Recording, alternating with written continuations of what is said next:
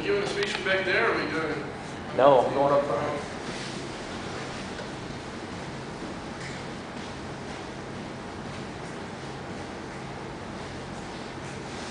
Thank you all for being here today. Words are powerful, and be careful how you use them. Words are the most influential phenomenon in the human race. It is ultimately how we communicate and between several hundred people throughout each week. Words are powerful because they are spoken in several different languages, and thousands of words are spoken by individuals each and every day.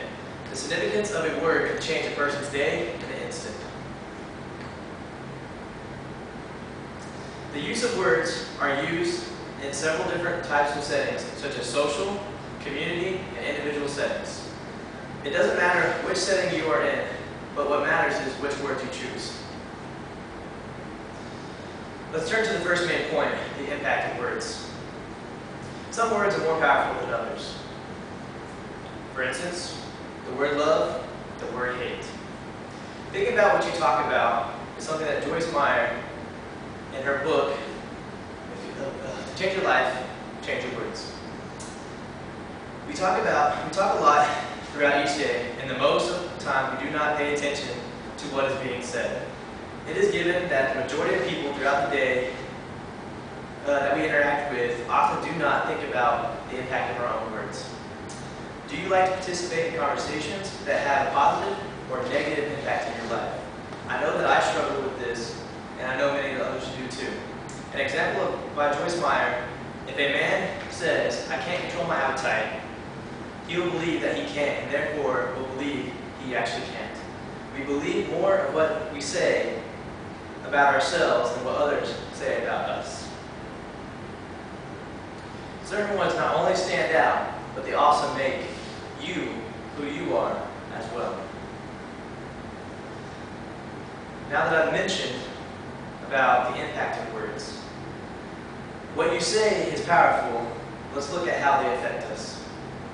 Taming the tongue. Taming the tongue is one of the hardest things to do. Most of us can't even do it. A tiny spark can start a raging fire. According to the Yellowstone National Park, it was lost by a careless loss of words. And when I say it was lost by a carelessness of words, it was by people who actually started the fire back in 1967. They basically were trying to start a small fire to control a certain area of the park that they were trying to use for certain recreation.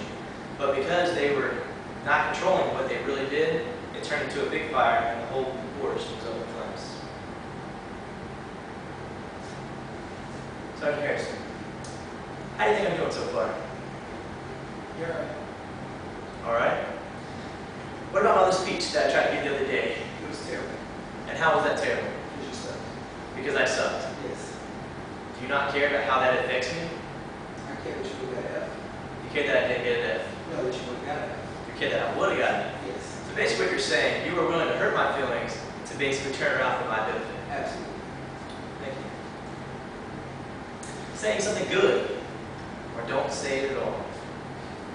Each day we try to find opportunities to provide each other with life-giving words, and that we should be doing that in our everyday lives. I'm going to go ahead and open up to the book of Ephesians. I can read scripture real quick.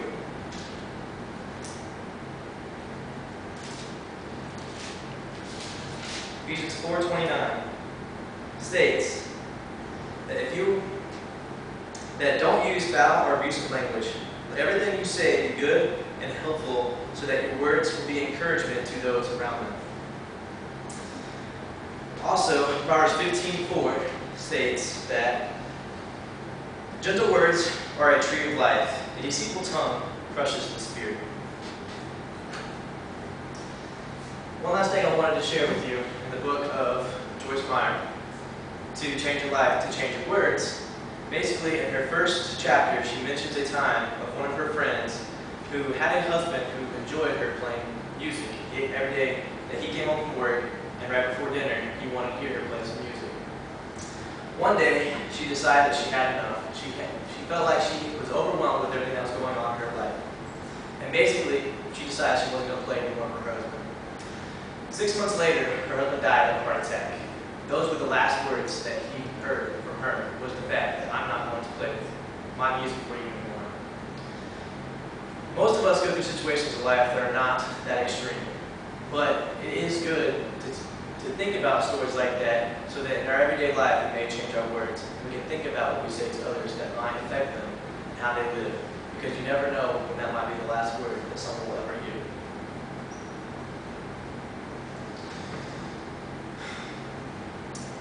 Words have been proven to be influential throughout our history, and we communicate with hundreds of people every week and sometimes every day.